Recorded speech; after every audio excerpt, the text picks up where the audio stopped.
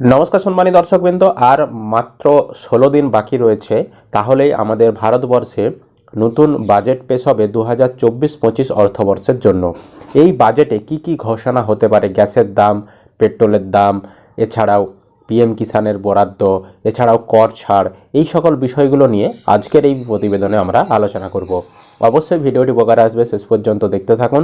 চ্যানেলে নতুন হলে চ্যানেলটিকে অবশ্যই সাবস্ক্রাইব করবেন, আর যারা ফেসবুক থেকে দেখছেন পেজটিকে ফলো করতে ভুলবেন না, এবং আপনি কোন জেলা থেকে ভিডিওটি দেখছেন অবশ্যই কমেন্টে জানিয়ে দেবেন। দেখুন, এই সংক্রান্ত প্রতিবেদনে বলেছে 1 ফেব্রুয়ারি ভোট অন অ্যাকাউন্ট পেশ নির্মলার। প্রথমে 31 জানুয়ারি থেকেই শুরু হতে চলেছে বাজেট অধিবেশন। প্রথম দিন যৌথ অধিবেশনে রাষ্ট্রপতির উদ্বোধনী ভাষণের মাধ্যমে অধিবেশন শুরু হওয়ার পরদিন 1 ফেব্রুয়ারি ভোট অন অ্যাকাউন্ট অর্থাৎ অন্তর্বর্তী বাজেট পেশ করার কথা কেন্দ্রীয় অর্থমন্ত্রী নির্মলা সীতারামনের। সূত্রের খবর 9 ফেব্রুয়ারি শেষ হতে পারে এই অধিবেশন।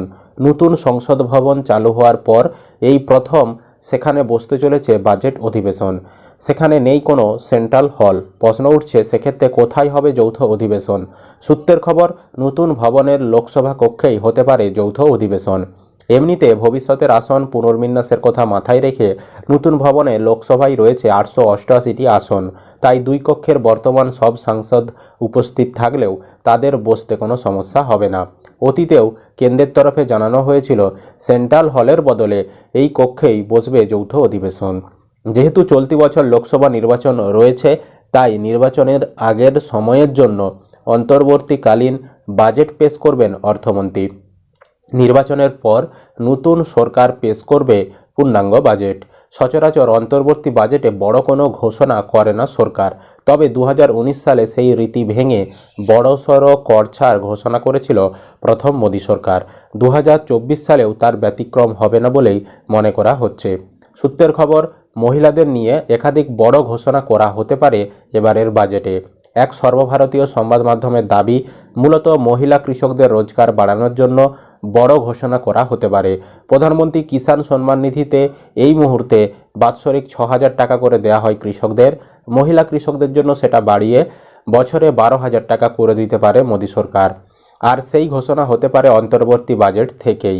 এছাড়াও পেট্রোল এবং ডিজেলের দাম কমানোরও একটা সম্ভাবনা রয়েছে।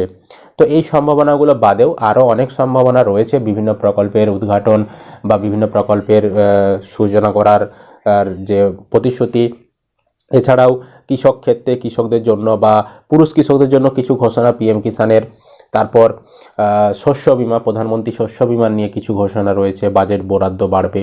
তো আরও কিন্তু অনেক কিছু ঘোষণা হতে চলেছে এবারের বাজেটে। আর মাত্র 16 দিন অপেক্ষা করুন, তাহলে সমস্ত কিছু ক্লিয়ার হয়ে যাবে। পিএম কিষাণ নিয়েও সমস্ত কিছু ক্লিয়ার হয়ে যাবে। আদতে কত টাকা বাড়লো, কাদের জন্য বাড়লো, পুরুষ কৃষকরা বঞ্চিত হয়ে যাবে কিনা, শুধুমাত্র মহিলারাই বাড়তি টাকা পাবে কিনা, সমস্ত কিছু কিন্তু তখন পরিষ্কার হয়ে যাবে। তো যখনই এই বাজেট পেশ হবে, কি কি বাজেটে ঘোষণা হলো, সমস্ত কিছু তথ্য আমরা আপনাদেরকে বিস্তারিত জানিয়ে দেব। আশা করি আপনারা ভিডিওটা বুঝতে পেরেছেন। আপনাদের কি মতামত, আপনারা কি চান, অবশ্যই ভিডিওর কমেন্টে জানাবেন। ইউটিউব থেকে দেখলে চ্যানেলটিকে সাবস্ক্রাইব করতে ভুলবেন না, আর ফেসবুক থেকে দেখলে পেজটিকে ফলো করে রাখবেন।